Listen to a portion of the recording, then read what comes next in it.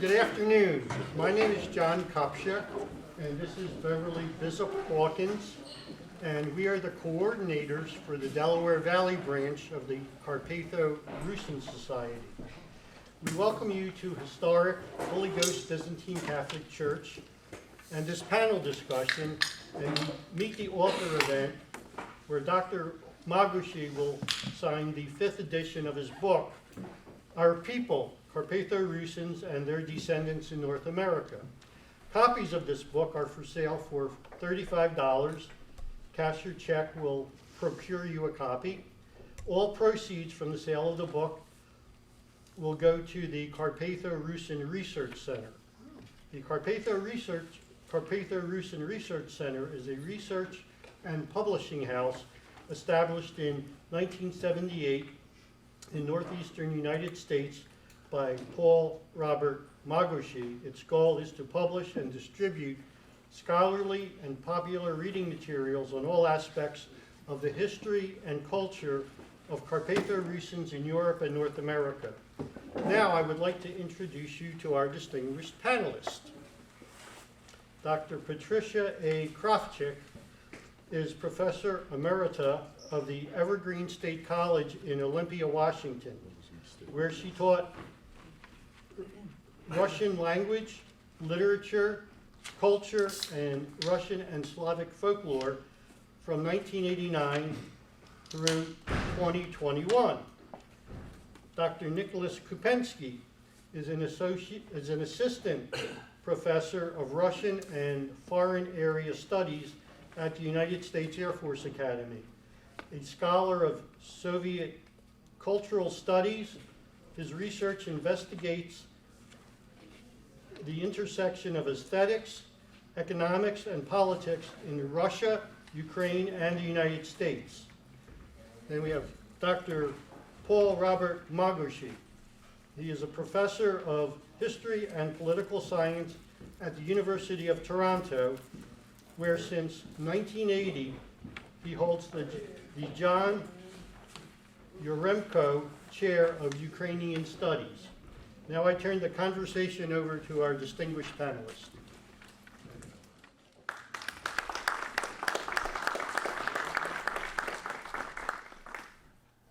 Thank you, and thanks to all of you for being here today. I'm Nick Kupensky. I'm going to be the moderator of what we hope is going to be a discussion. So all of us are here in Philadelphia in conjunction with the ACES Convention, which is the Association for the Slavic, Eastern European, and Eurasian Studies.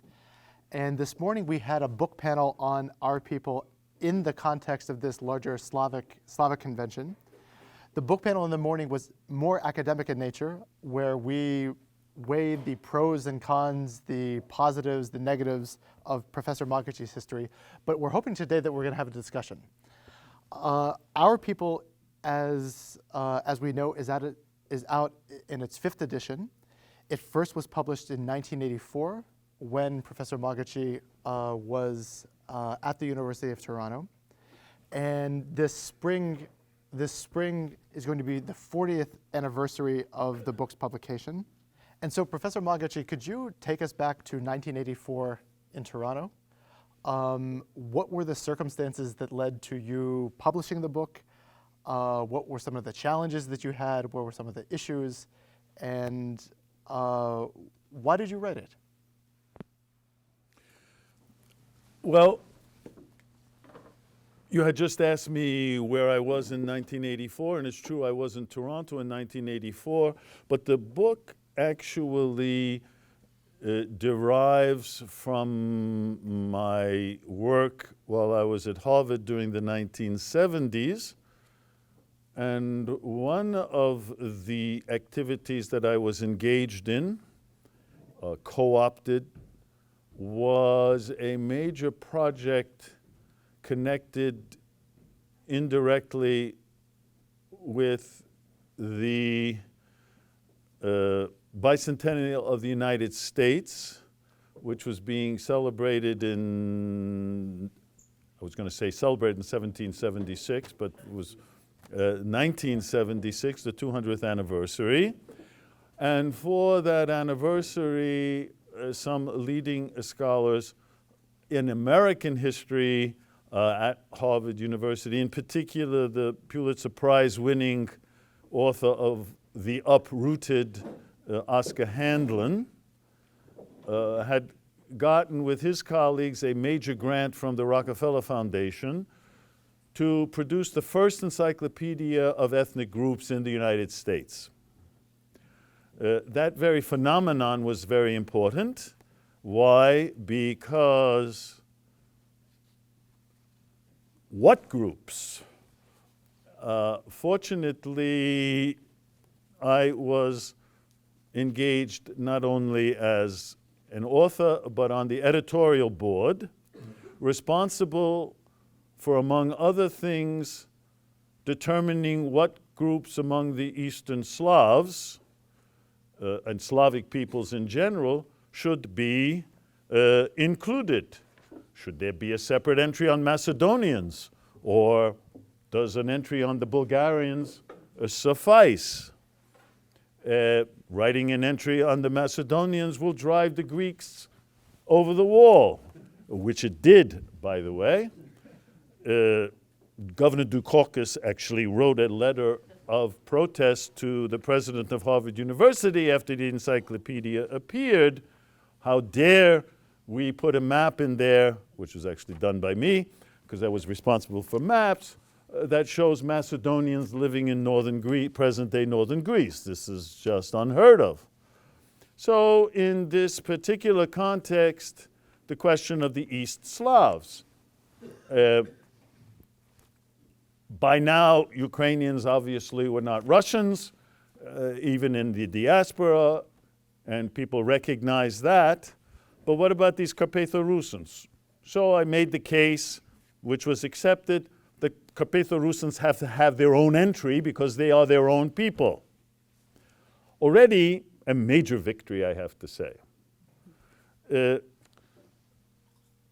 encyclopedia was constructed by social historians, not by political historians, so that each entry would be organized not as a straight history of the particular group, whichever one it was, but rather around themes of which historical background was only one component of it.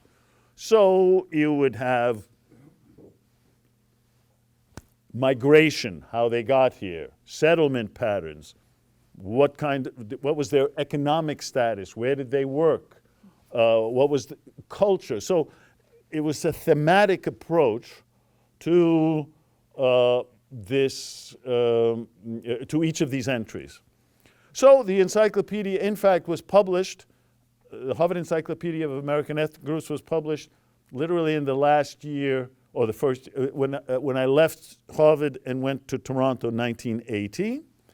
And while I was in Toronto, the Carpatho-Rusyn Research Center, which was actually founded not just simply by me, but also together with Professor Krafcik, we had already taken off as an institution, incorporated in 1979. We started experimenting with publications.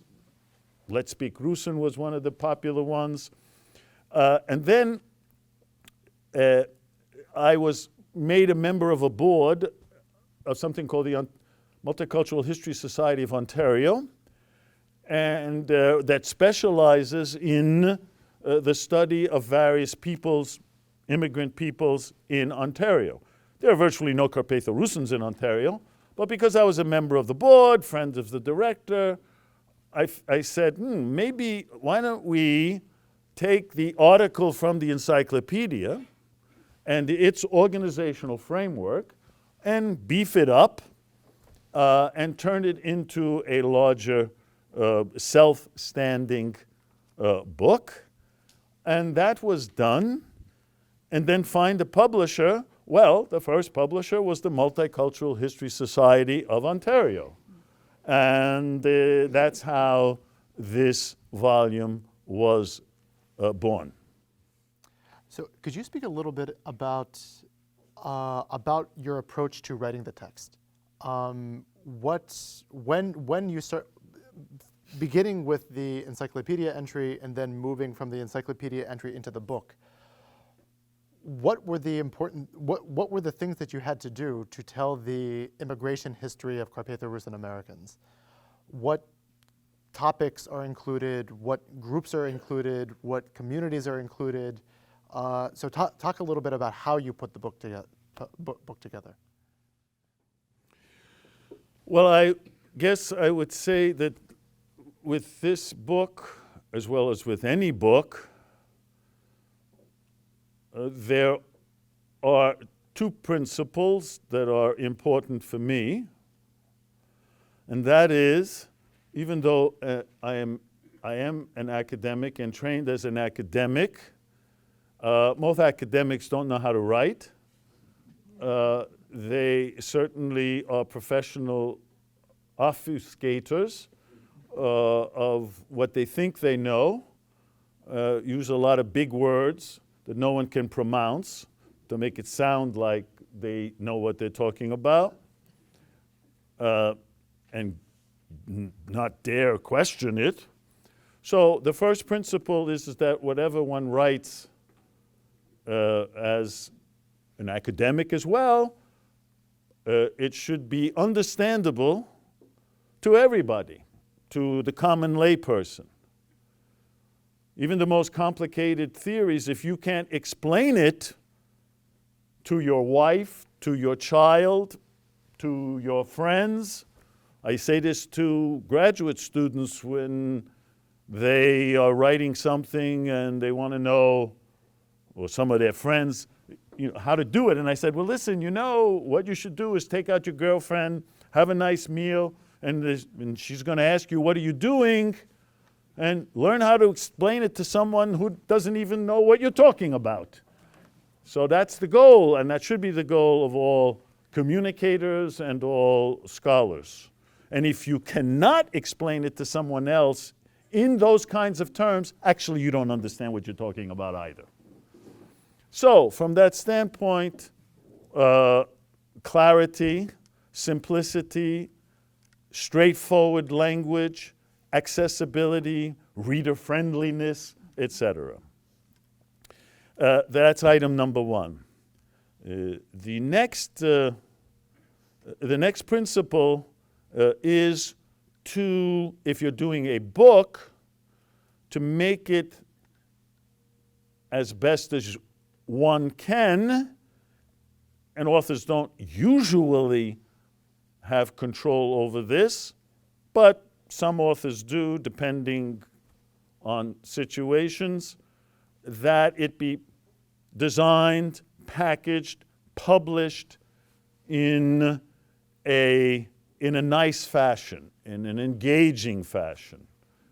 The other thing is, what is the subject? One has to know from beginning what the subject is. So in this particular case, when one is talking about a people, and the vast majority of people, anyone around this table, if you ask anyone around this table or anyone around any table, where you come from, they'll respond with the name of a country. And that's very problematic. And why is that very problematic? And it's problematic not only for Carpatho-Rusyns, it's problematic for the vast majority of peoples in the world because, as I've written in other books, and one should never forget, that there are between 6,000, 6,500 languages, peoples, and cultures in the world. There have never been more than 200 countries at any time. Well, what does this mean? You don't have to be a mathematical genius. This is that the vast majority of people in the world have never had a country, don't have one now. They live in some other country. But that doesn't mean that the Bretons are French as citizens, but culturally and ethnographically they are Breton, which is, by the way, a Celtic group. And we can go repeat this over and over again. So Carpatho-Rusyns are completely normal. It's the people who have states that are abnormal. Because most of the people in the world don't have states. Never had and never will. Okay. Now, then, who are Carpatho-Rusyns and where do they live? That has to be determined. And that is a challenge. And that got determined by studying the historical demographic situation in the Carpathians, and effectively, in the end, determined where what we came to call Carpathian Rus as a historic homeland. It is a real place, no less real than Brittany, no less real than Catalonia, no less real than Galicia in northwestern Spain, no less real than Wallonia, no less real than Friesland, all of which are or the land of the Basques, no less real, but they don't have states. So how do you then define them? Well, all of those and Carpatho-Rusyn, same challenge. And so in here, we define them beginning with, not the only characteristic, but beginning with determining villages first on the southern slopes of the Carpathians and then eventually on the northern slopes of the Carpathians, where at least 50% of the population, according to official censuses, we all know about the problems of official censuses, but you had to begin somewhere, in which more than 50% and sometimes up to 95% of the inhabitants said that they were Ruski, Oros, Ruthenian, whatever the variants are. And that then comprises the geographical, historic homeland, and all immigrants from that particular area who then move to various parts of the world, including the United States, and they have ancestors from some of those villages. That defines the subject. And to not only seek out those villages and determine where they are, one of the key elements in this book, from its first edition to its fifth edition, is this very long, what I called Route Seeker's Guide, which includes, 1,100, close to 1,200 villages in the Carpathians, in which minimally 50% or more of the inhabitants are Carpatho-Rusyns. So therefore, we know where Carpathian Rus is. Now, this doesn't mean that all the people from that area, and certainly those who come to North America, are even aware of what I'm just saying. Most people don't necessarily know who they are. They have to be encouraged. They have to be informed. They have to be helped by intelligentsia who can very often lead them in the wrong direction, but that's another story. At least for the moment, unless you're going to follow that up, or one of our colleagues out in the audience is going to follow it up. I actually want to turn to Pat, because this morning, Pat's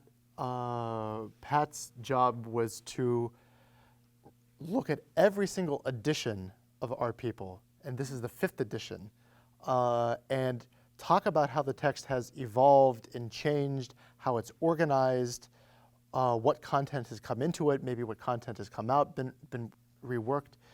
Pat, could you speak a bit about the evolution of Our People, because it's actually most fresh in your memory? I tend to have a little bit of a softer voice. Can you all hear me? Are you sure? Yeah, Adam, hello. Okay, and John. So yes, my task was to kind of look at these 5 editions over 40 years of time, and to see what has changed, what is the same, how do they look, what kinds of changes took place, what's still there, what's missing, what's been added. You see what I had to do. So when I started this, I took, for instance, the table of contents of the first edition. The first edition in 1984 was sold out in a flash. And so within a few months after that, the second edition was printed. And it was not a revised and expanded edition. It was largely just a reprint. Had the same dust cover, in fact, as I understand it. So I looked at that table of contents from the 1984-85 first and second editions, and then I looked at the fifth edition. I looked at all of the tables of contents, but to see a real, to see if there was a radical change, I put the two up this morning in a PowerPoint. And it's quite interesting to see that there is remarkable stability from the beginning to the end. The chapters are largely the same, but not entirely. So what kinds of things are different? For instance, in the final edition, there was a new section added, a small section, but very important, called a note on names. And I like that because I do language and have worked a lot with Slavic languages. And this note on names said very explicitly what is being used here, what kind of language, what the transliteration system is, so that people looking through the book has something to go on rather than being at sea with trying to pronounce or understand names. That was the first thing. The second thing that jumped out at me was that early on, Professor Magocsi had worked in a kind of text box, just like a small two-page section in the book on Carpatho-Rusyn immigrants to Canada. By the third, fourth, and fifth editions, this was now a full-blown chapter. And I think that's really good, considering that he was living in Toronto and, Canadian, basically. And so recognizing that there was an immigration not just to the United States, but also to Canada, very important. The section, which was a chapter from the beginning of this book to the very end, called Group Maintenance. Group Maintenance, for me, this chapter, which became the last chapter of this fifth edition, was kind of the crowning glory of the book, because the group maintenance chapter addressed how people like you and churches and organizations contributed to the production of this book. In the first edition, it was 3 pages. By the last edition, 8 full pages. And for me, this was significant because it spoke to a crucial reality about this whole phenomenon, that this book is not just Professor Magocsi speaking. This book is our book. It's so heavy with contributions from people in the community, photographs, all kinds of information, special kinds of texts. All of this fed into the production of the book, and that is particularly evident in this chapter, Group Maintenance. This is where Professor Magocsi talks about groups like the Carpatho-Rusyn Society, which was founded in 1994.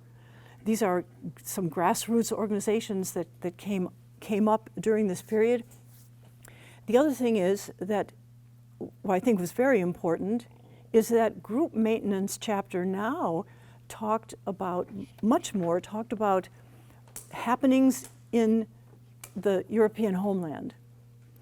The revolutions of 1989 changed everything, didn't it?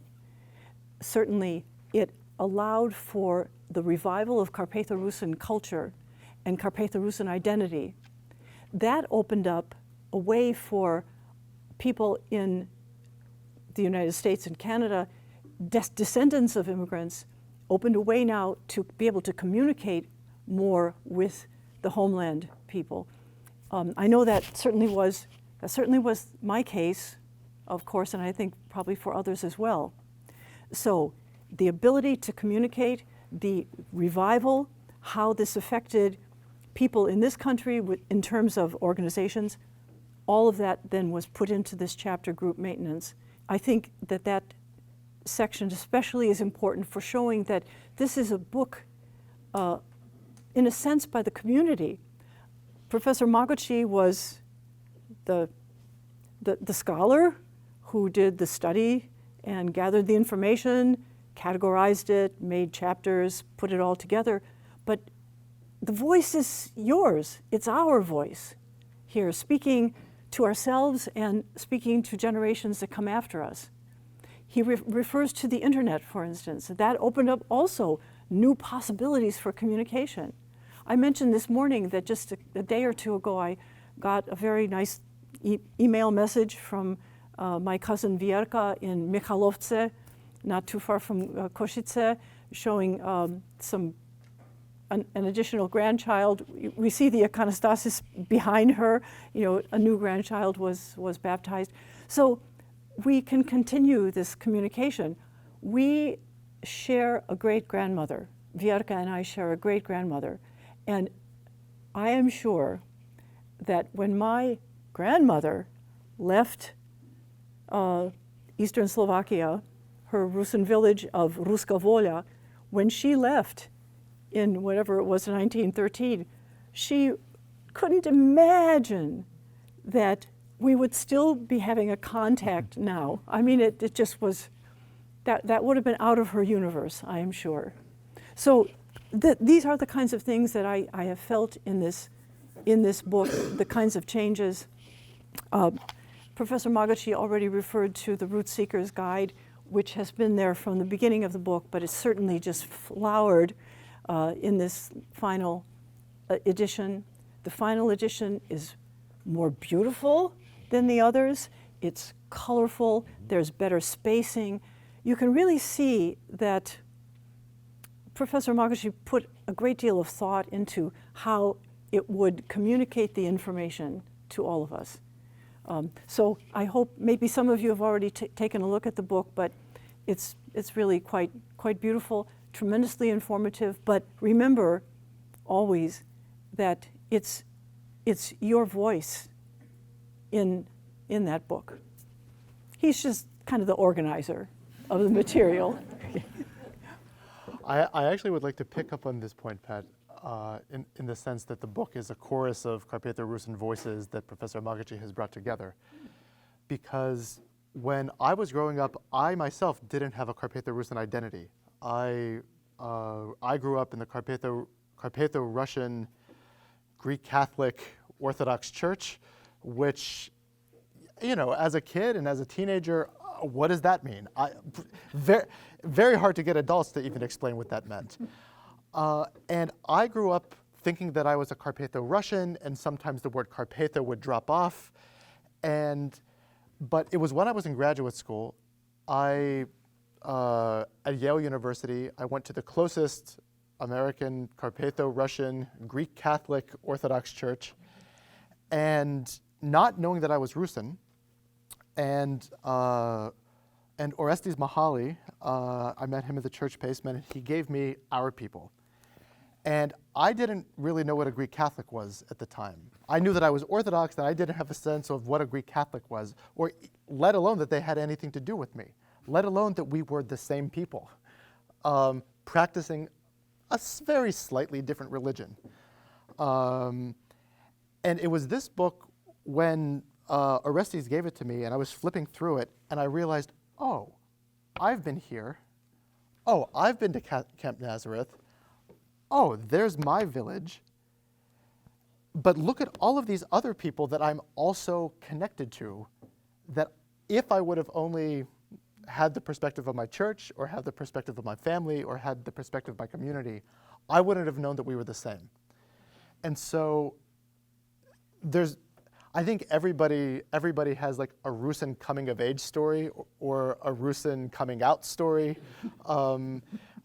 That proverbial closet.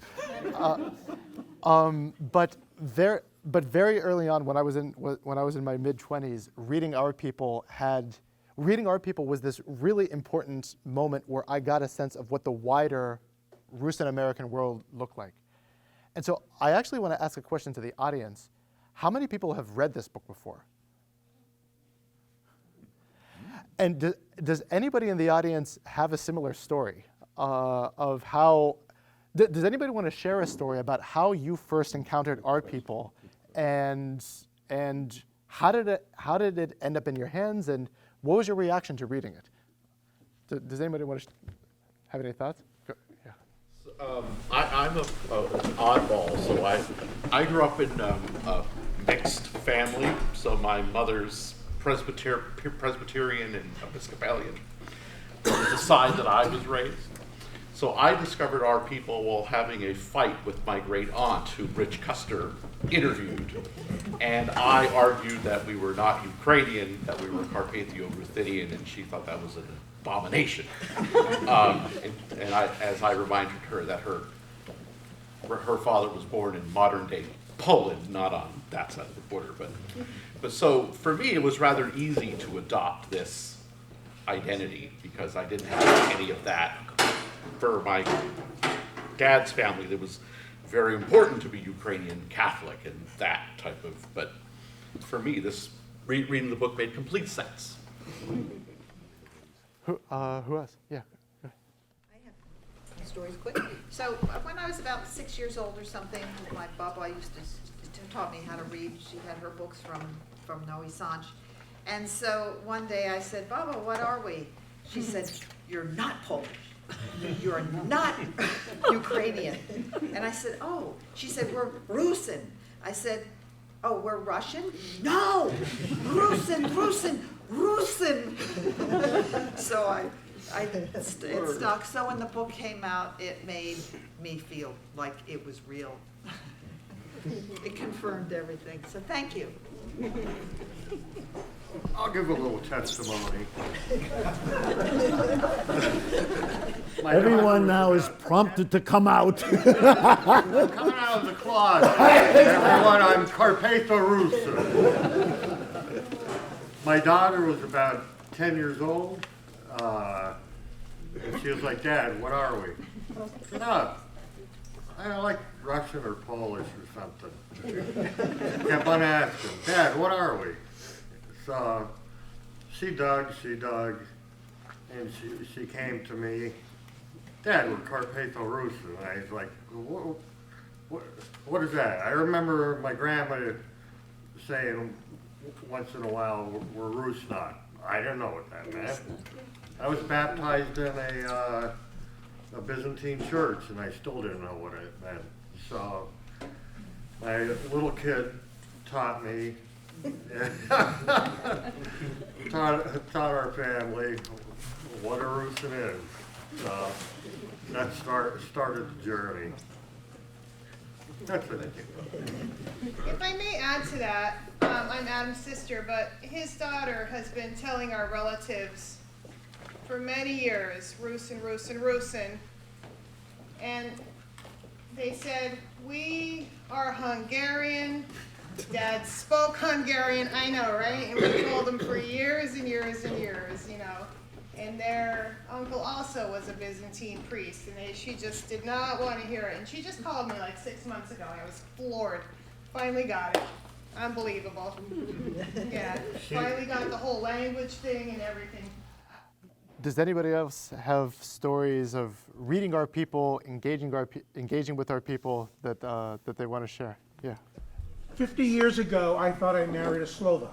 No, we were Slavish. Which there's a little bit about in here. Well, I could add something here too. My situation, it was rather similar to Nick's, and maybe something that you can relate to too. So we had like bits and pieces, I would say, bits and pieces of identity. So I was in also a Carpatho-Russian, well, it wasn't called Carpatho-Russian Orthodox, it was simply Russian Orthodox Greek Catholic Church. And I went to Russian school Ruska Szkola when I was little. And we were learning Russian from the priest and the cantor. Oh, now, real Russian churches don't have so much a cantor, but that's another story. But in any case, so this was a primer, a Russian primer printed in the Soviet Union, and we started learning from this book. And I really just ate it up. I really enjoyed it. By 7th, 8th grade, being a Sputnik baby, we had Russian offered in school, imagine, in junior high. And I started learning Russian, and then suddenly it's like, wait a minute, what we were learning at the church sounds a whole lot different than what I'm learning in school, which is standard Russian. And that kind of started everything off. And then my mom was corresponding with some relatives in Czechoslovakia. What? But if we're Russian, what? Czechoslovakia? And so this is what I mean by bits and pieces.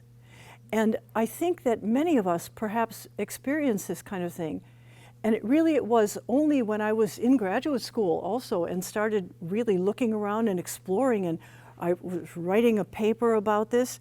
And finally, my professor told me to meet Professor Magocsi, who I think you were at Harvard, you were not really. At that time, yeah. Yeah.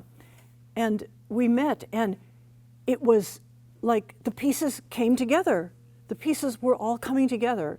So that was my experience as well. And it was actually a great relief to know that we weren't somehow some kind of Russians from Czechoslovakia going to some kind of Russian Greek Catholic church, you know. And it all kind of started to be woven together and really made sense. And I could add one more thing here. As I've just heard now, there was a very definite kind of thing, we are not this, we are not this, we are not this. My grandmother knew of Ukrainians who lived down the street, but they were Ukrainians. My grandmother didn't identify with them. And then there was the Hungarian butcher, Marianne, there was the Hungarian butcher, he was, you know, and then there were the Italians in the neighborhood and others, the Poles and the Slovaks.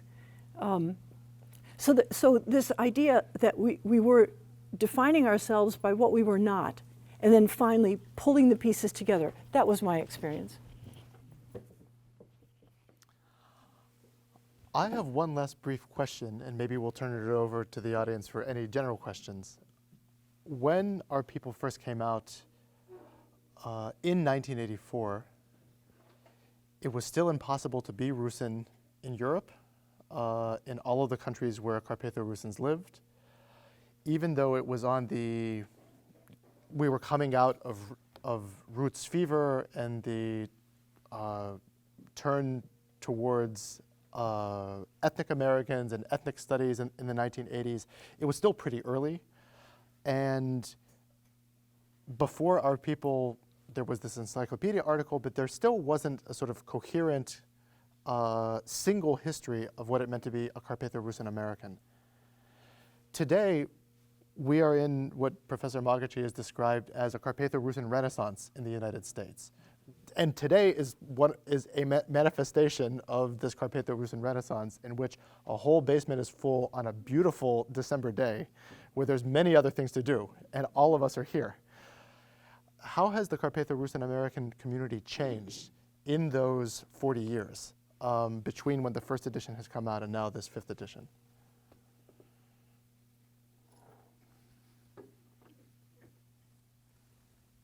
Well, I think first and foremost, the very term, the very ethnonym, Carpatho-Rusyn, the very word Rusin, which when we started writing, we were told that's not a word, it's not in the dictionary.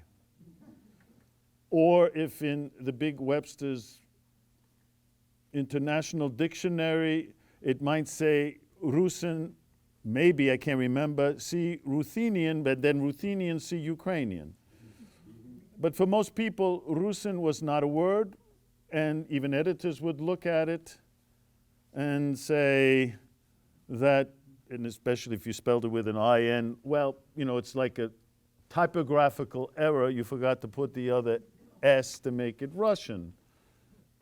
And this whole idea of it's not a word, well, what does that mean? How are languages formed? They're formed by people speaking, and then at some point, some editor or some intellectual creating it puts it in a dictionary, and then it becomes a word. And so one of our first challenges was just to get the word Rusin and Carpatho-Rusyn accepted into the kind of intellectual world of North America. And that's why I mentioned the Harvard Encyclopedia of American Ethnic Groups, because now it's codified, with an imprimatur from Harvard, right? And then several other, because this was a period of flourishing of interest in ethnicity, so there's several other multi-volume English language encyclopedias of ethnic groups worldwide, North America, etc. And suddenly the word Carpatho-Rusyn appears. And, our whole goal was, if you work in advertising, as you know, say it long enough and then, it's stuck in people's head. So we just kept using it over and over again. Now it's completely normal. So Encyclopedia Britannica asks me to write an entry on Rusin, which they didn't have before. Now it's there. So that's one thing. It's an acceptable word in the outside world. I don't have any questions anymore about it. And the number of now Americans of Carpatho-Rusyn background who now, we just had a mini testimony here. This is like, you're just confirming, well, it's your book anyway, it's not me, I'm just the vessel through which this happens, absolutely. You're just confirming that Carpatho-Rusyns exist in North America, just like any other group. And Carpatho-Rusyns are willing, in some cases, to invest their time finding out genealogy, going to international summer schools, as in Prešov, providing scholarships for young people who want to study this subject, and people who are of Carpatho-Rusyn background or not of Carpatho-Rusyn background. In many ways, it has become normalized. We have no way to determine that statistically, as one does and one can in Europe, where it's completely normalized. You may not know that Rusin nationality as a nationality is formally recognized in the constitutions of 6 countries, in the constitutions. And what that means is that they have access to funding of various kinds, and in particular, in terms of quantification, which we don't have in America, they have decennial censuses in which people can identify who they are because there's a rubric for national identity. We don't have that in the United States. So the answer is how has the community changed? Well, we're still in the kind of impression. We think it's changed. We know there's a lot more interest. We know that this is in its 5th edition. It sold 7,000 copies. This is only one book.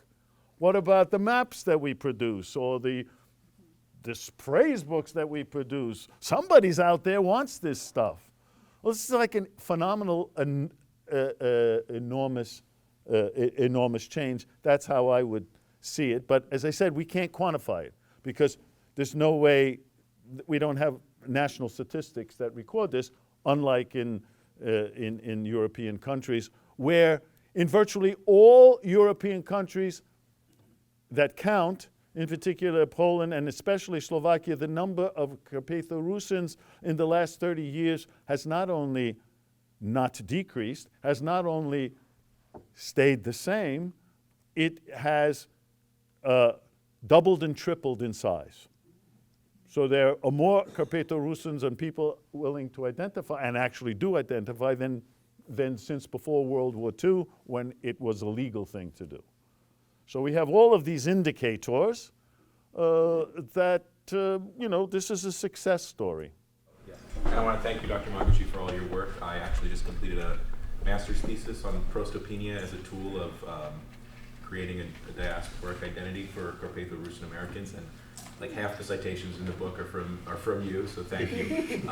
And I wanted to ask you, in my research, I did a lot of reading on other theories of diaspora, and I found a lot of them not quite appropriate for the context of Rusyns, especially as a stateless people. But even looking into theories of diaspora studies like the Ashkenazi Jewish diaspora from stateless people, I found that the Rusyn situation was somehow different, especially the Carpatho-Rusyn American situation.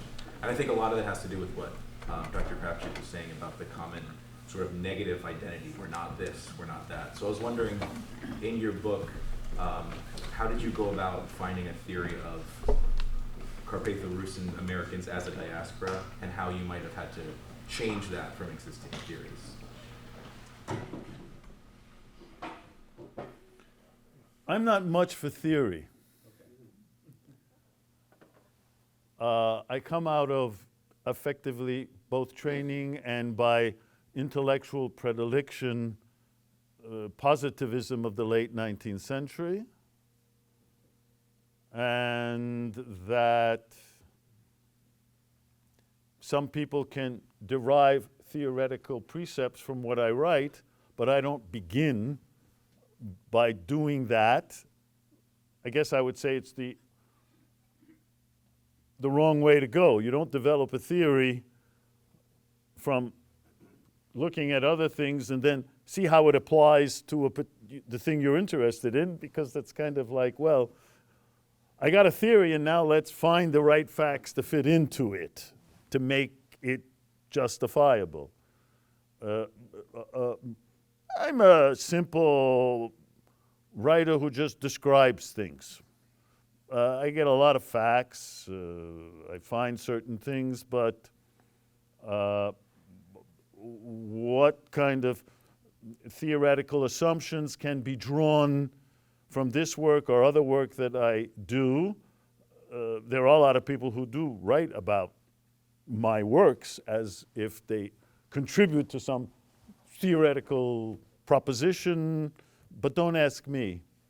I don't know. I remember just, sorry, on that subject. I was never trained as a linguist, but I've written a lot about sociolinguistics, which is really kind of cultural history. But also I have written books in which I had to create grammatical tables and standardize vocabulary, etc. And I remember very well when we first published the first version of Let's Speak Rusin, which was based on the pressure of dialect and on an idiolect, which I even learned the word idiolect as opposed to dialect because it was based on the language of a specific village, a specific person. So this thing comes out, and here we have some Slavists, who serious people, who you say, oh wow, look at this. We never heard about this language, and so forth and so on. And I remember some of the first reviews, which seemed to be positive if I could understand it, because most of them I didn't know what they were talking about. They were making all of these assumptions about. This proves the theory that someone else had done for the creation of Slavic language, whether it's a West Slavic, East Slavic. I couldn't even understand it, but that's okay. One never knows what happens to what one says or writes when it's in the public. It takes on a life of its own. I have a question there. How has the Carpatho-Rusyn Renaissance? Please stand up. Yeah. How has the Carpathian-Rusyn Renaissance affected the diaspora of different Catholic churches derived from the Byzantine Church. For instance, the Ukrainian Has everyone heard churches- that question? Turn around and ask it, because it's an important We question. have in Frackville, we have a Ukrainian church, which is actually Rusin, a Byzantine church, which is Rusin. We have people of the Catholic Church who identify as Catholics, who are Rusin. So what effect has the Renaissance had on that influence? And what percentage of Rusins are still Byzantine Catholic? And is the question you're asking in relationship to the European homeland? In the United States.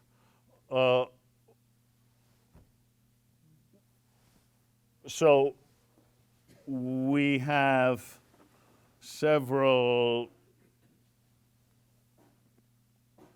Byzantine Catholic traditions or peoples represented in the United States.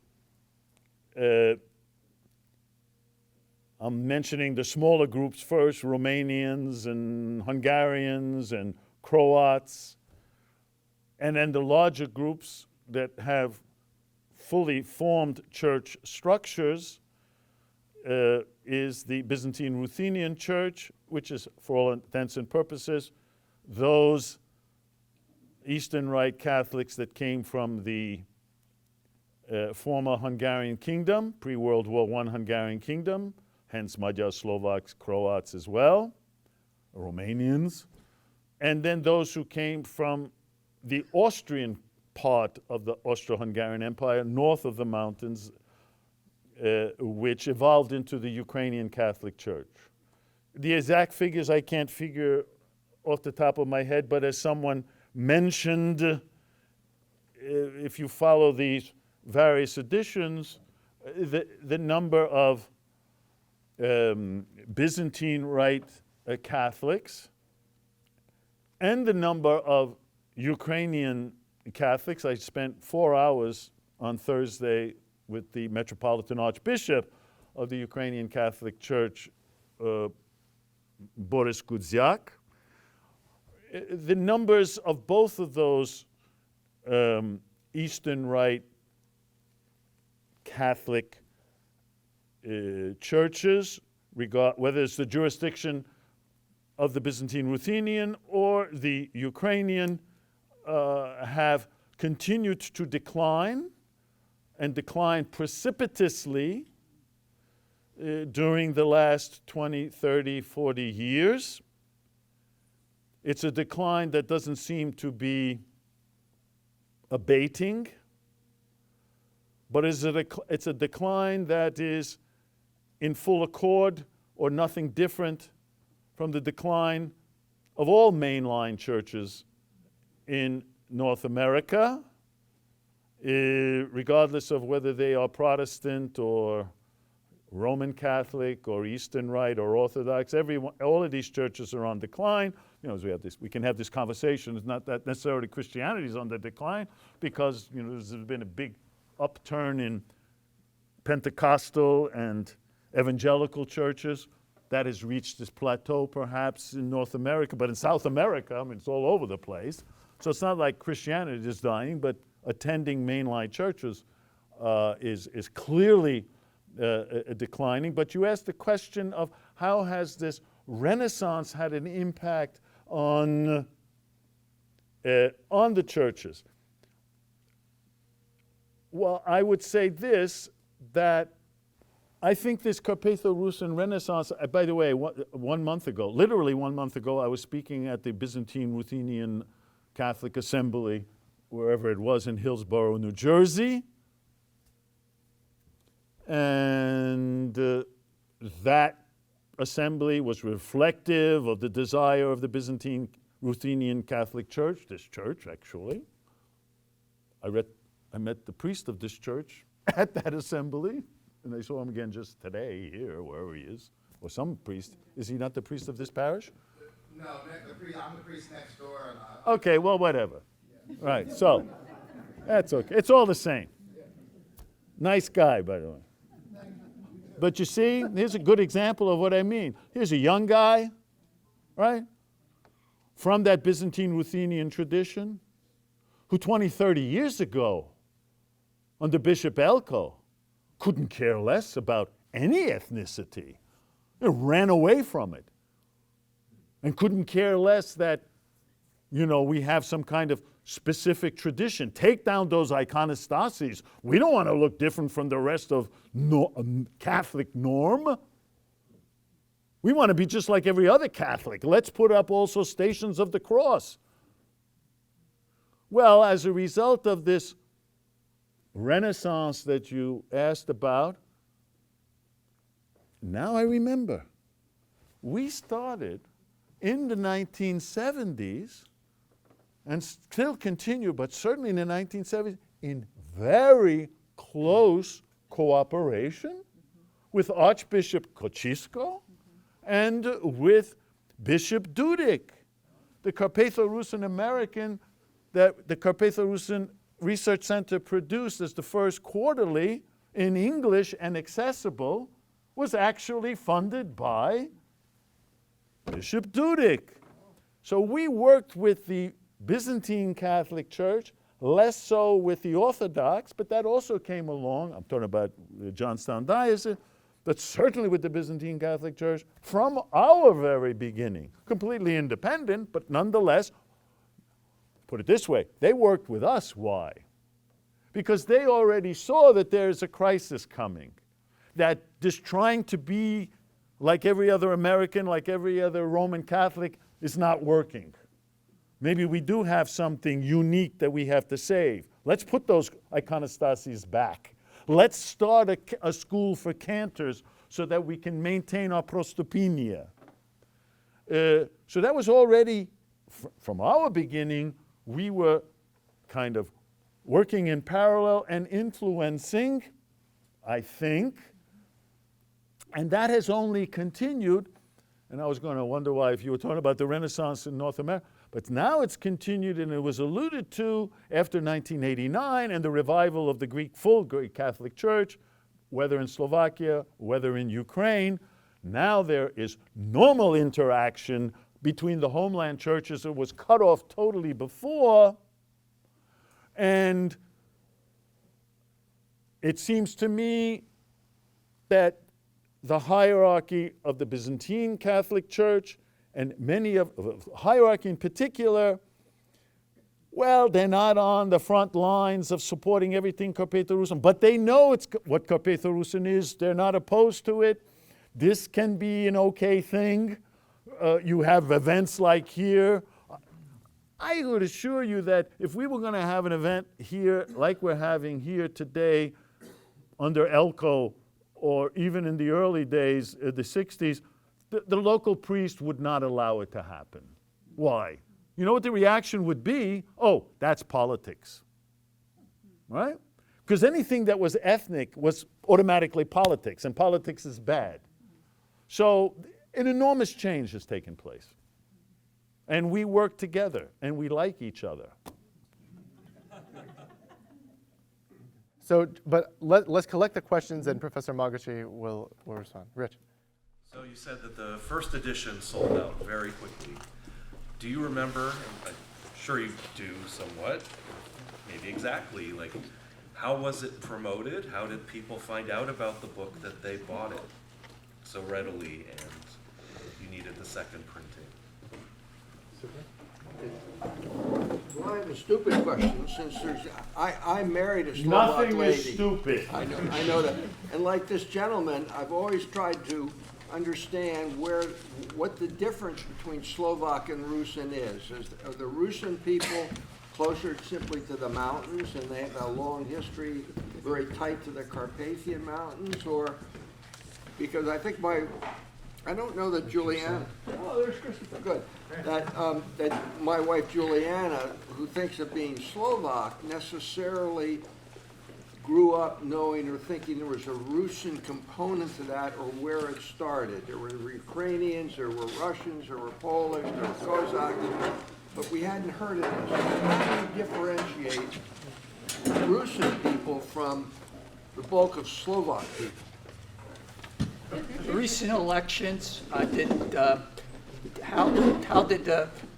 Fico how did they like him, they hate him, or or what was their reaction? Because recently a Slovak American I know who hates him, it says it's bad news there. And also, there's been, you were talking about, the fact that they have been counted more now in what was the reason for that? They're just speaking up, or they're just more children.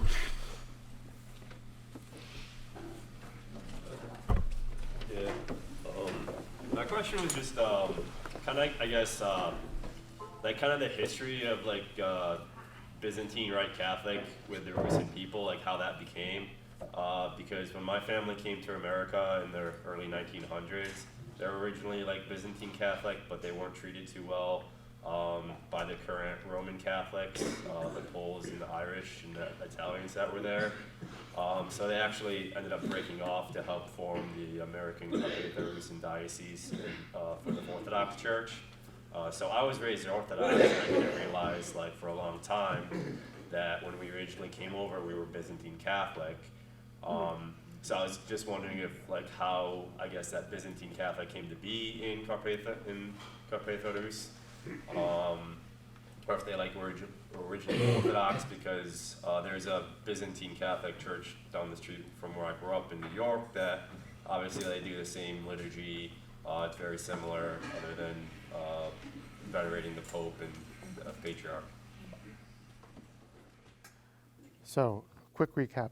Why did the first edition sell so quickly? What's the difference between Rusins and Slovaks? How do Rusins fit into modern Slovak politics, especially in the most recent election of Fico? And what is the religious history of the Carpatho-Rusyns? If you could answer that very quickly. Well, I would say for the last question, Byzantine Catholics and how did they come into being, and Orthodox, it's succinctly described here. So why repeat it necessarily? But let me go real quickly, because I'm supposed to do this real quickly. First edition sold so well incredibly quickly, and that is because, as I just mentioned when I was talking about cooperation between the Byzantine Ruthenian Church, I believe Bishop Kosciuszko issued a decree for another book called The Shaping of a Nationality, and just bought a whole pile of books from Harvard University Press and sent them to every priest. And then when this book came out, they did similar the same thing. So both, certainly the Eparchy of Passaic and the Archeparchy of Pittsburgh were one of our leading bulk customers, which then forced us to reprint the book. A difference between Rusins and Slovaks, well, it's a relatively easy thing. The Slavic peoples are considered an entity because they speak one of the four major linguistic groups in Europe: Germanic, Romance, Slavic, and Celtic. The Slavic languages themselves are subdivided into branches that are East Slavic, West Slavic, and South Slavic. I'm fully aware that this is a traditional scheme, but no new scheme that came up is really any better. Rusins, Carpatho-Rusyns fall into the framework of East Slavs. One characteristic of East Slavs, but not only East Slavs, because some South Slavs as well, but one major characteristic is they use the Cyrillic alphabet. The morphology of the language is East Slavic, not West Slavic. Slovak is among the West Slavic languages, so there are already a very clear a line between the written form and the formal form of these two languages. The ethnic characteristics of these people are different. I can't start to illuminate them, but these are simply two separate peoples. The problem that you encounter, however, is the problem that I mentioned earlier on, in which people cannot get through their heads to divide categories. There are states and there are peoples. These are not the same. And so, yes, your wife or whomever, yeah, they can say they're Slovaks because their parents came from what was Slovakia, just like before they were Czechoslovaks, whatever that means. Just like before they were Austrians because they came from the Austro-Hungarian Empire. They clearly had nothing to do with Austria. Or that they were Hungarian because they came from the Hungarian Empire. They didn't speak Hungarian, they didn't understand the word, but okay, they're Hungarian because they came from the... That's the problem. The problem is simply that. But just because that's a problem, that doesn't make Rusins and Slovaks the same people, just doesn't like it makes Poles and Ukrainians or Ukrainians and Russians the same people. Modern day Slovakia, Fico, a lot of these countries in Central Europe, ever since the revolutions of 1989, go through periods. Slovakia has gone through several periods of this, of liberal governments and then conservative governments, and then liberal governments and conservative governments. All of these countries now are normal. They're normal. They're democratic countries. They elect representatives. They elect prime ministers from different parties. And the fact that someone says, oh, someone hates Fico, well, that's fine. Just like someone might not, I don't know if I should say this, but there may be someone in this audience who do not like Trump. I mean, this is possible, no? So, having said that, so what? Slovakia is a normal country which happens to have, at the moment, a more right-wing government than it had before. Just like in Hungary has a more right-wing government under Orban than it had before. Even though Orban started off as a liberal, I might add, he changed, But does everyone love Orban? Does everyone love Fico? No. Does everyone love Trump? I don't think so. So this is the way it is. More important was the other thing that you asked, the increase in numbers. The increase in numbers have been remarkable in Slovakia. First census, 1991, 17,000 people identified as Carpatho-Rusyn. Second census, 2001, 23,000, 21,000. Third census, 1911, 33,000. 2011, 33,000. 2021, 62,000. How is this possible? Did they have all those children? No, they didn't have all those children. No. Was there immigration of Rusins from Poland or from America going back? No. These were crypto-Rusins who became Slovaks primarily because you couldn't identify yourself up until 1989 as such, or young people who were raised in a mixed family or just raised in Slovak cities and identify as Slovak.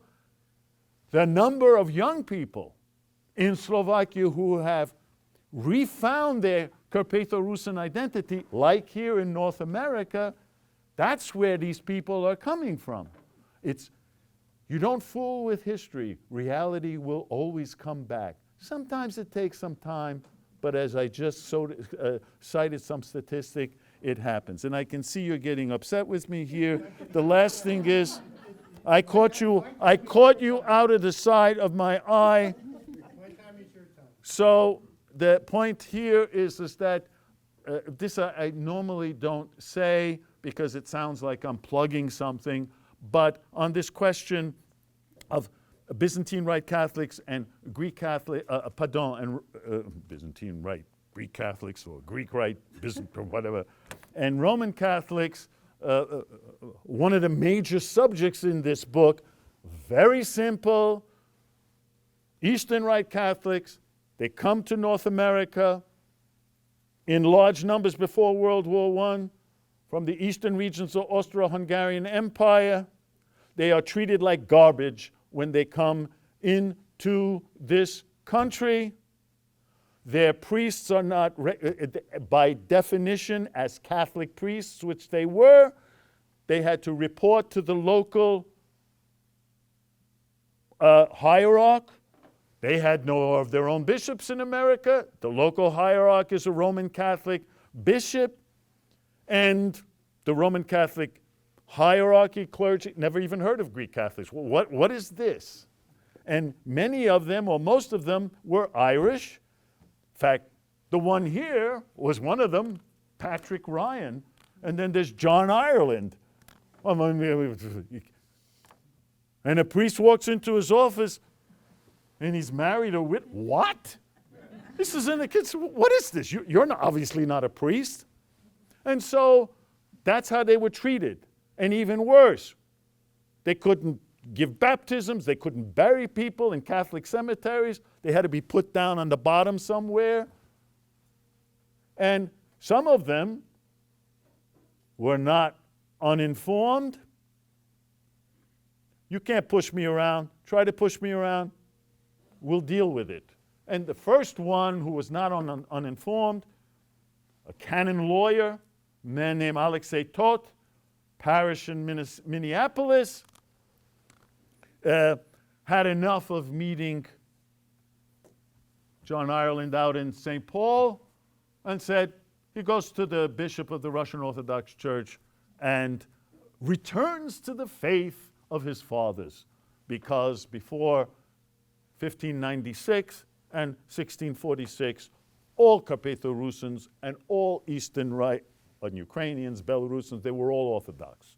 Then they entered into union with Rome. That worked out for a while, had some positive things.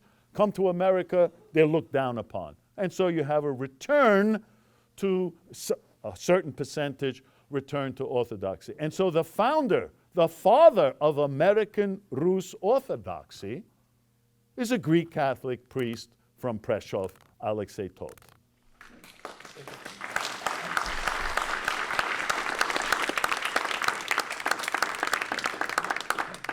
I think that this was a very educational and entertaining conversation.